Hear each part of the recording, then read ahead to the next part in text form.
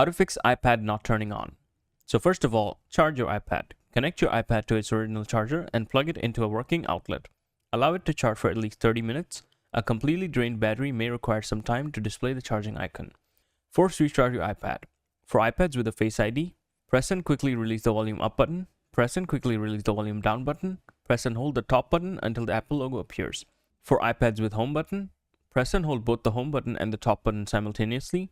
Release both buttons when the Apple logo appears. Check for physical damage. Inspect your iPad for signs of physical or water damage. If damaged, contact Apple support or visit an Apple authorized service provider. I hope this helps. Thanks for watching.